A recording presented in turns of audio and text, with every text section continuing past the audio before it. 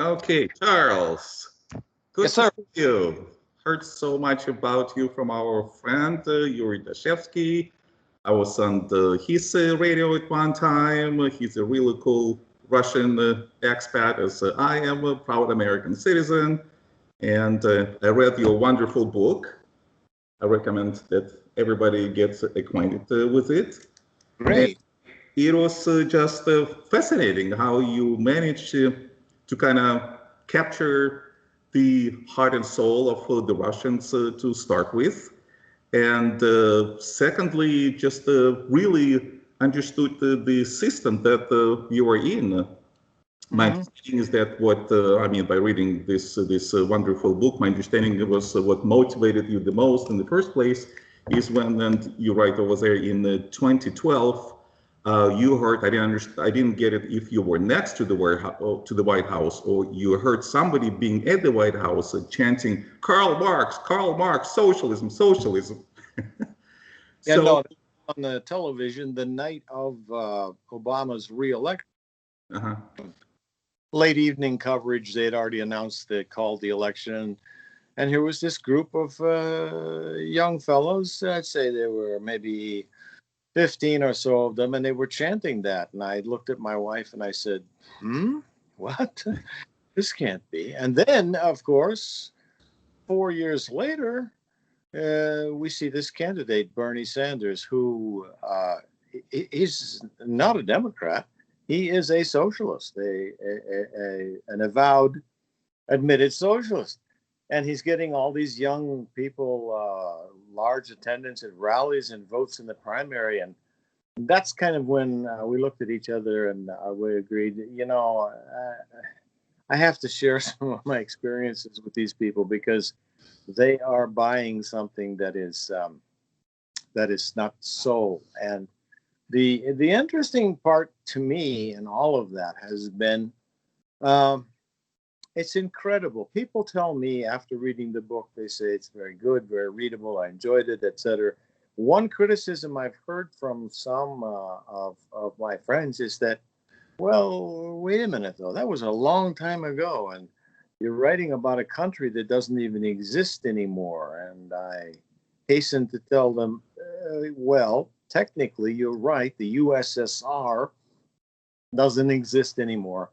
But the cause upon which it was founded and the ideology that it pursued for 75 years of its existence is still quite alive. Its descendants are still here. I asked them, where do you think Mao Zedong got his training? It was in Moscow. And how about Cuba and Venezuela? If you look at what is happening there, the life in the country, and also the ideological bent of those places, it's the same. So when you hear people say, well, that was a long time ago, we're different, it's going to be different this time when we get our chance, I just think to myself, I wonder how many corpses in the cemeteries said that in their day. Because as you well know, this has been a recurring theme for a long, long time. And the main thing that I try to get people to understand is that every single time that this has been tried, it's either been foisted upon people, such as Eastern Europe after the Second World War, or they have opted for it, either by participating in a revolution, such as in Russia 1917 or in Cuba 1959, or uh, God forbid, by their own free will in a court, such as Venezuela. I mean, if you look at the things, Venezuela was a very, very prosperous nation. It was the most prosperous nation in Latin America for a long time. And then along came these folks and they tugged at the heartstrings of folks with the word equality, social justice, and equality. If those sound familiar, well, that's what you hear today out of today's left in America. And notice Hugo Chavez was promised many of the same things that Sanders, AOC, and now Biden, and of course, I refer to her as Komsomolka Kamala Harris. They are promising the same types of things. So all you have to do is look at that's nice, but then the people voted, and look what happened. The same result. And this is what just scares me, because so many people have sacrificed so much for so long to maintain this constitutional republic that we have. I think it would be just a tragic shame to even take the risk of the other way, which I'm sure you know what I'm referring to. You of all people, you lived through it, you saw it. I was That's fortunate in the sense that when I went there, I had been speaking Russian for 6 years already, and I had been taught and educated by people who had lived there, and it says so. I knew pretty much what to expect, and it just confirmed every single thing that those people had been telling me. And then after that, and of course, traveling around 6 months gives you quite a flavor of the life, and that's what I try but to stress yeah, in but this book. let's go back where it all started, because you kind of talking about you being in Russia, but how did you get there in the first place? And by the way, when we talk about these Marxists, it was absolutely scary to me as well when I heard, and again coming from USSR, that based on one of the latest polls, anywhere between close to 60% of youngsters ages 18 to 35 believe that socialism might be, well, a plausible alternative to capitalism. To me, it's just mind-boggling. I mean, coming from there, but your perspective is a little bit different in the sense, obviously, that you are an American who spent 6 months in USSR, and you were looking at the things in USSR from a completely different perspective that I did. So how did you get into the USSR? How did you start? I mean, I read again in this wonderful book that you served the military, doing a very, very important job being posted in West Germany and listening in on the Russians, because Russians are never up to any good. So you could, share that experience. Well, briefly in my background, I was trained in Russian by the United States Army in the Defense Language Institute in Monterey, California. Went out there and I went through an 18-month intensive course. It was 6 hours a day, 5 days for 74 weeks. Then I went through some training, and then I went through to the then West Germany, and we were stationed about a kilometer west of the demarcation line, up on a mountain. Our antennas were all trained in East Germany, and we monitored Soviet military radio communications. That included, by the way, a southern jaunt down to the Czech border in 1968.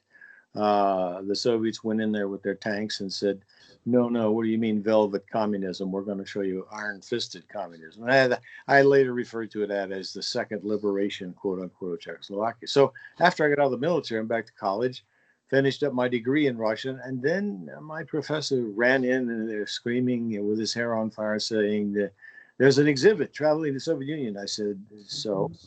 He said, well, here, call this number. They'll give you a language test. And if you want to go, you might end up on this American government exhibit. So I called. I was accepted, did the training, and we went over there. The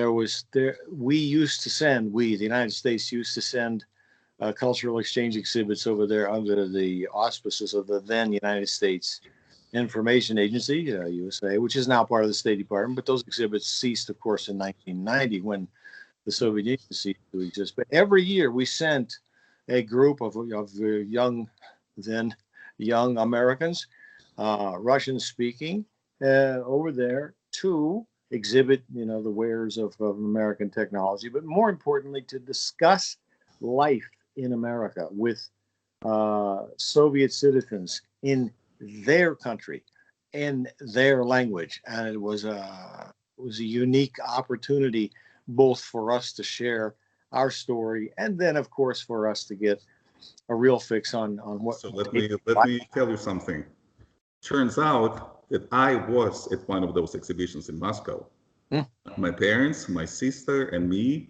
I clearly remember the portrait of Carter exhibited over there, and obviously back then, to me, it made no difference. Carter or Reagan or whoever, any American was good to me. Only later I realized, by coming in this country, that not all Americans are created equal.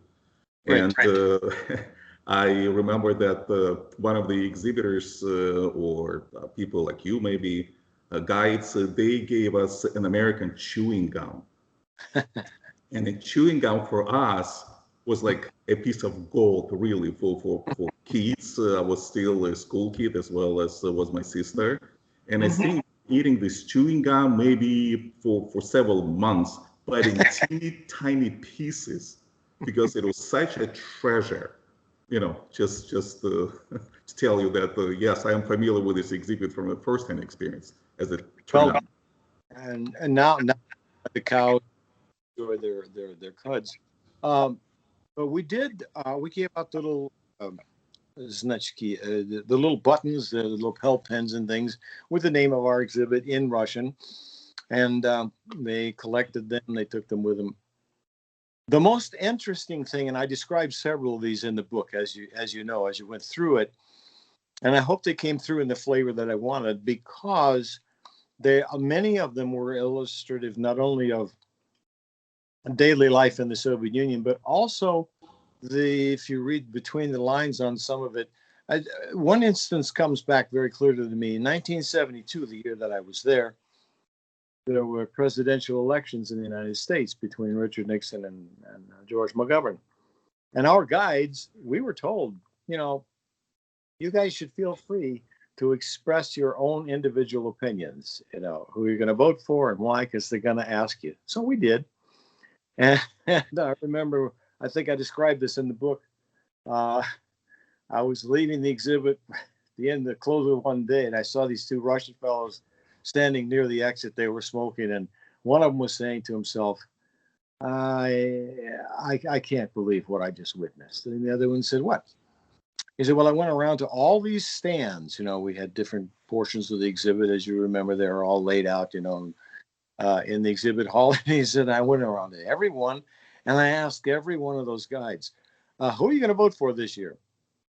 And one guy said, well, Nixon. And I asked him why. He said, well, because he's experienced, knowledgeable, good. And the other guy said, next one I went to, I said, who are you going to vote for? And the guy said, McGovern. And he said, why? It's because, he said, because Nixon's a swollich. Now, that in English, that roughly translates to SOB, or, foul human being. And he said, and I went around and I got these different answers. And he said, it just blew his mind that here we were technically working for the United States government inside the Soviet Union overseas. And some guy was calling the president of the United States an SOB. And it was a head scratcher for them. And so many of those things happened that we try to capture in the book. Yeah, but expand for 1 second. In this book, you also mentioned, speaking of this conversation, there is a woman who was listening into it, and she was shaking her head, and she said, well, how can it do that? Because if you have many parties, we have a communist party that takes care of all our needs, cradle to grave, it would be anarchy. Yeah. Anarchy. So the Russians don't understand the concept, still don't understand the concept of democracy at all, and multi-party system. Just don't get it.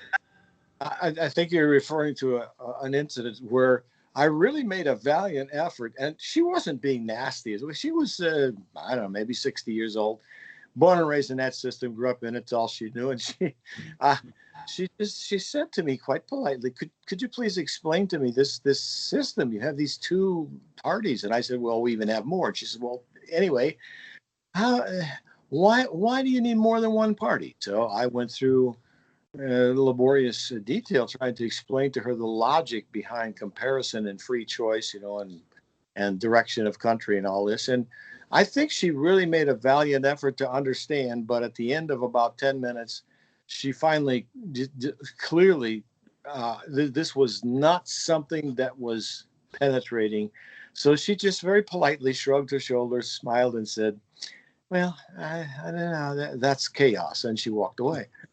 And I thought to myself, oh, okay, well, that was the first time really that I had. Now, later, after I did the exhibit, as the book says, I think towards the epilogue or somewhere, I did end up going back to the same institute where I had learned Russian and taught it for several years until I retired. So I had the chance to interact with literally hundreds of former Soviet citizens there over about a 30-year period. And so this woman prepared me for the fact that there were going to be, even in America, some ex-Soviet citizens who, one lady told me one time, well, you just can't. I think I mentioned something like, one of the amazing things I saw in one documentary film was, here was Joseph Stalin, the guy that, I mean, what he did to that country and those people is indescribable. And yet at his funeral, you see streets packed with people crying and tears running out. And I mentioned to this one lady years later, I said, I still try to understand it and I can't. And she looked at me and she said, well, you have to understand what he meant to us as a leader. He saved us from this. Oh, okay. So I guess there are things that some of us are just not meant to mutually understand. But the most interesting part to me was we saw, the longer we were there in visiting these cities, and the more we did this and the more we interacted in Russian with those people, the more I was able to, all of a sudden I developed a little sixth sense for when the light was going on. And you can tell, because by the mannerisms, by the inflection in the voice, etc. Well, of course, the other thing that I mentioned was one thing that stifled that, of course, was they had these specially trained folks in the leather jacket mob, we called them, the KGB agents who were trained to go in there. Some of them were just there to monitor the discussions and make sure they didn't get too risky, and the other ones were sent there seemingly to ask questions of us. Of course, when they started asking the questions, you figured out who they were real quickly. One guy, I'll never forget this guy. He was working me over like crazy. He was well versed on every single societal flaw and problem in the history of the United States, and he was asking questions one after another after another. And he finally said, "Well, now," he says, turning to Vietnam. Just who were you trying to save there? You were trying to save Vietnamese from Vietnamese." And before I could answer, there was a guy standing behind him, was a good foot taller than he was, red hair, red beard, an imposing kind of figure. And he leaned over and he looked around this guy and he said, quite audibly for everyone to hear, "Yeah, just like we saved the Czechs from the Czechs in '68. And of course, when something like that would happen, the crowd would just go whoosh, because they they didn't want, nobody wanted to be seen laughing at that, you see. But there was so many, and I hope they all came clear in the book, or came through clearly, because it is an eye opener. You can know, you can know certain things, like, I mean, I knew what the Soviet government was. I knew what Soviet society was. I knew their history. I knew approximately the level of repression, of freedom, etc. But until you actually go there and experience it and feel it, in your bones, and see live examples of it, I suppose I should mention one of the final ones in the book. It's one that stayed with me forever. This young fellow was intermingled with the crowd. It was in Leningrad towards the end of the exhibit time, and he was listening intently to one of these Soviet trained fellows that was working us over. And all of a sudden, he started arguing with the guy, and pretty soon they were arguing pretty vociferously. His wife, the young man's wife, started tugging at her husband's sleeve, saying, whatever his name was, that Mifra, enough, stop it, come on, we can't do it, come on. And he finally just whipped his arm away and he said, "No, I'm going to tell these young people," pointing at us, "what's really happening here." And he said, what are they going to do? Are they going to send me away? He pulls out his local registration stuff, and he said, "See, I've already done time for opposing these dudes." And it was getting pretty frisky there. And all of a sudden, I looked. Our stands were elevated so that we could see over the crowd. And I saw in the back, we were at a place in Leningrad out on the Vasilyevsky Island. It was a glass encased place, and you could see what was going outside. And up came this van, the famous Chorny Voron, that came up behind the outer gates there. And then some folks exited that van, and they started working their way up through the crowd. There was about 4 of them. And on a signal, they just all of a sudden surrounded this guy, grabbed him, whisked him off, out through the doors, into the van, closed they went, and off they sped. The wife, of course, was standing there in tears, and the crowd just meekly walked away because they knew what they had just experienced, and they were fully aware of what was going to happen to the guy next. And then I kind of wondered over the years, as I think I wrote this in the book too, I wondered which level of, shall we say, punishment was inflicted on him. And as you well remember, it could have been one of many, but he obviously that day made himself a prime candidate for one of Brezhnev's mental treatment units, in the clinics. I always found it interesting, and I only learned this years later, that those psychiatric facilities were run not by the Ministry of Health, but by the Ministry of State Security. So I would have to give Brezhnev his due. He said one time, he said, we don't need. Stalin had to take some very tough measures because those were really rugged times and all that. Now, of course, we have just about achieved. We've been building communism for so long. We're just about there, and we don't need to have measures like that. Besides, he said, we know that communism is the only rational way that life should and can be organized in societies. And so if some poor fellow, resists this or criticizes it, he's obviously not well, and he needs treatment, of course, mental treatment. And I'm sure that you knew at the time, it was pretty well known that what that involved. Absolutely. The psychiatric, the one of the most infamous ones was Kashenka. Ironically, what happened, sort of, I wouldn't say unbeknownst to me, but it's just coincidence that I had a friend of mine who was organizing discotheques. And I don't remember his association with one of those psychiatric hospitals, but he asked me to help him to bring some people, some crowds into one of those psychiatric hospitals. So imagine us, a group of very young people, gathering, dancing in some sort of auditorium over there. It wasn't really a dance floor. It was probably a kind of kitchen type of place. And after that, we actually visited some of the wards over there. So, I mean, I knew about, obviously,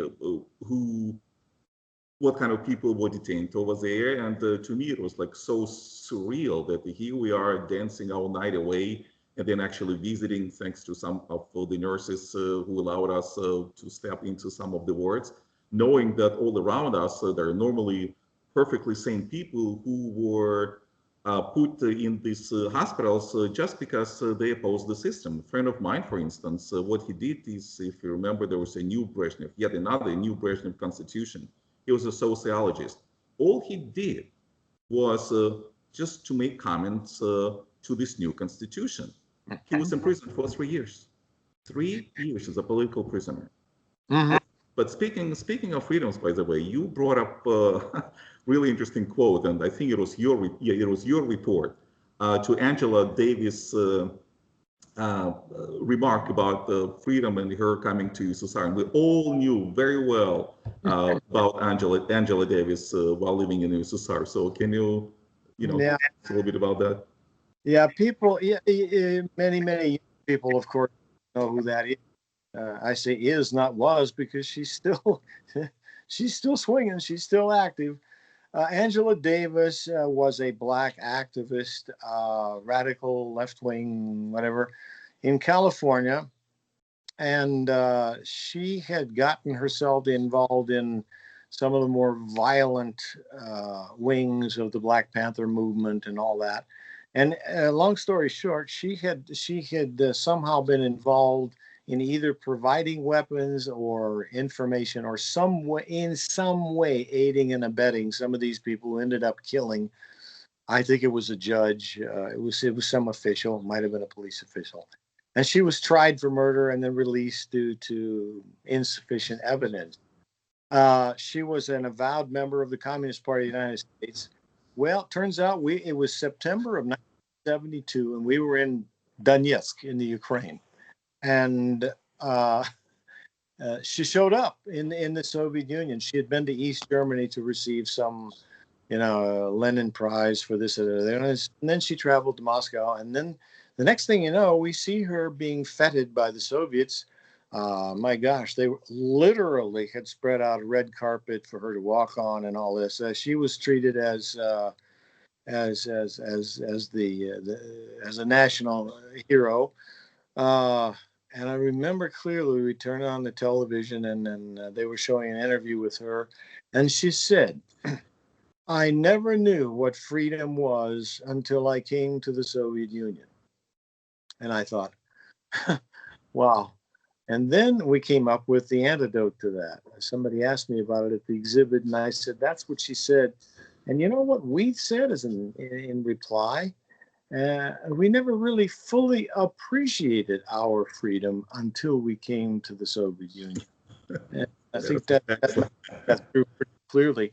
But there's another example of how this ideology that we're talking about is toxic in the sense that it sounds beautiful. When the Brezhnev Constitution, which you addressed, if you look at that today, the guarantees that it made to Soviet citizens were, I mean, it was like the old French revolutionary document, rights of man, etc. It sounded, you would think if a country were run according to that constitution, well, that's just heaven on earth. They had a right to a job. They had a right to a decent housing, healthcare, free education, all this stuff. All the freedoms. I recently looked it up. Article 50 for this constitution guarantees all the freedoms: freedom of speech, freedom of assembly, freedom of travel. None of that ever existed in the USSR, obviously. So it's not worth the paper written on, the so-called constitution. And this is the main difference. Some people have said, well, constitution, yeah, but look, the Soviets had one. Stalin had a constitution, Brezhnev, what were they worth? And the answer, of course, was given to us long ago by my favorite Supreme Court justice of all time, Antonin Scalia. When he said once, asked that question, he said, look, our freedoms and our way of life, it's not guaranteed by the Constitution. It's not guaranteed by the Bill of Rights. It's guaranteed by the feature in the Constitution of the horizontal and vertical separation of powers, the checks and balances. And this is something I've tried to get young people to understand. We know by experience what happens when too much power is concentrated in too few hands. Whether you want to look at Nazi Germany, the Soviet Union, Communist China, all the Eastern European satellites, Cuba, Venezuela, wherever. Every single time that happens. And when too few people have too much control and too much power, there are no checks and balances. No wonder they want to get rid of the Second Amendment. Of course they do, because that is a check and a balance. But our whole system, the congressional system, the way it's built, the federalism in our system, it was all built by men who knew something about repression. And they wanted desperately to design a system which would maximize the protections against that type of autocratic despotism. That's what we would risk if we move to the Biden-Harris side of of this equation, because they're already talking about increasing the number of Supreme Court justices.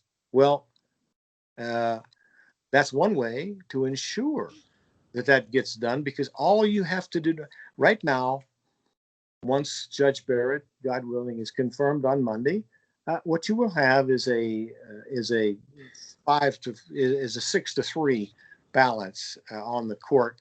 Although with John Roberts, it's actually, I guess, probably a 5-4. He's something's happened to his legal reasoning skills, I think. But what they would do, and people need to understand this, if the White House goes to Biden and soon after that to Harris, if the Senate goes to the Democrats, Harry Reid will he'll get the Rules Committee to do away with the filibuster for all matters, not just federal judicial, but all matters, meaning that 51 senators can make an awful lot of changes.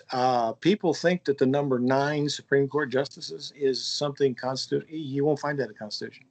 That is in that is determined by the Congress, because the Congress, under Article 1 of the Constitution, decides all matters relating to the operations of the federal court. So they could easily just make a phone call to the White House and say to Biden, or by then to Harris, send us 6 more names. They would all, of course, be probably Obama appointees to the federal judgeship. They would come in there, and all you have to have is 51 votes to confirm them. And before you know it, now you don't have 9 justices on the Supreme Court, you have 15.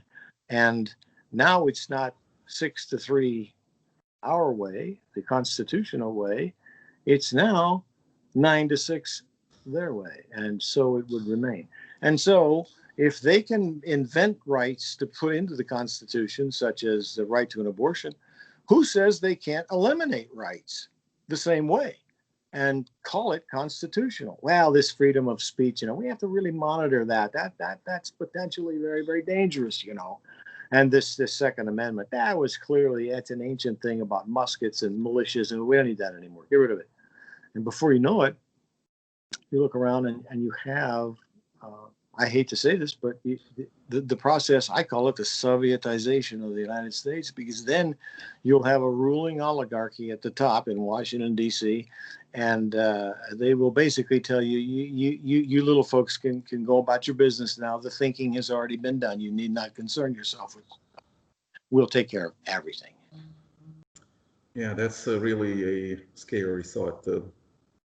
So I guess that's end it right here for now with this stark warning as to what will await us if we all vote not all, but a number of people will vote the wrong way and vote Biden-Harris in. And how about if we continue after the election? Well, the thing that scares me isn't necessarily even the vote. The thing that terrifies me is the Democrats' propensity for, you see, they are propagating their version of the cause, the one that started with the Jacobins in France. And they don't seem to know any boundaries to what they may or may not do. There is an effort right now with this current election cycle, this vote by mail business. We've had absentee balloting for a long time in this country, in many, many states.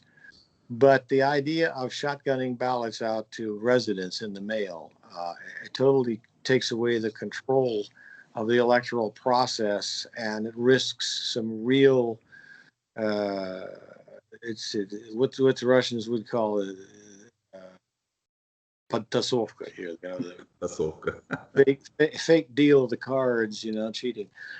And if people don't think that they would do that, I would invite them to Google how Lyndon Johnson stole the 1948 Texas Senate election. Documented. All you got to do is look it up.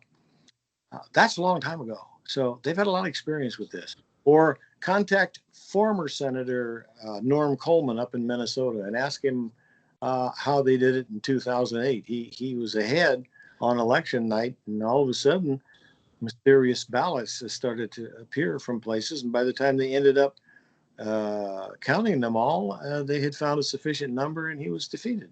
The same thing happened to four Republican congressmen in California, of all places, in 2008. Each one of them, at the end of election night, everything had been counted, they were ahead.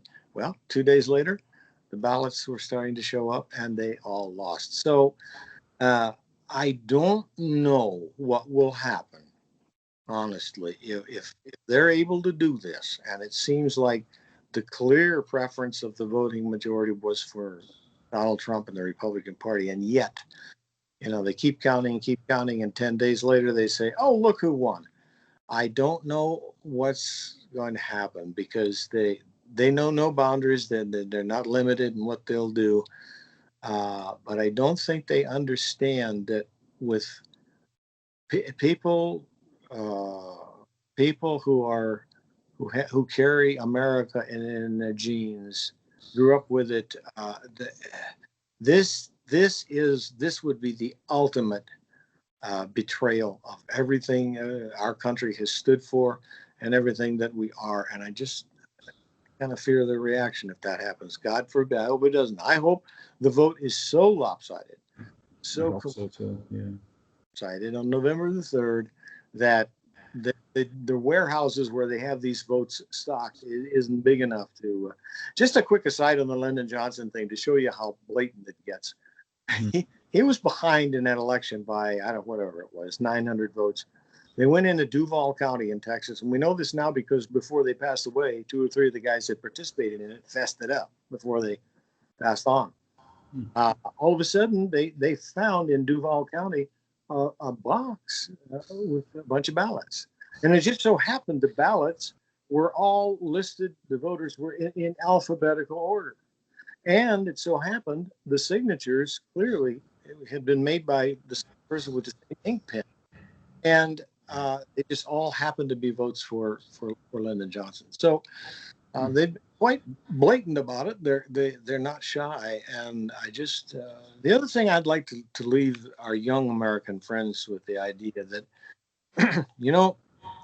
again, going back to the point, they make this sound beautiful, as Brezhnev did with his constitution, as Hugo Chavez did with his election speeches.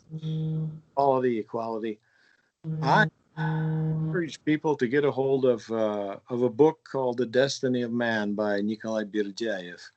It's available in English, and here you will see the best philosophical argument I have ever seen dealing with equality versus liberty. Berdyaev makes the point: equality. No one is. We are not equal. We're all born different. Some of us are born tall, some of us short. Some of us can run fast, others can't. Some of us are inclined to foreign languages, others to mathematics. The key isn't equality, making sameness. The key is equality under the law. And if that underpinning ever goes away, as we see Hillary's emails or Biden's little wink and nod with China, if that goes away, we're in for a long tough pull. But I thank you for highlighting my book. I hope people will still get it. That's a little too close to the election to maybe persuade somebody that's already voted. But I think just as a general matter, I think in that book they will see clearly the difference. And what I tried to do is show them by real human examples what life was like. And if they say that's a long time ago, then you just say, well, exactly what it was like in Eastern Europe. It's still like that in Cuba. And if you want to take a trip to Venezuela, you'll see it still. That's correct.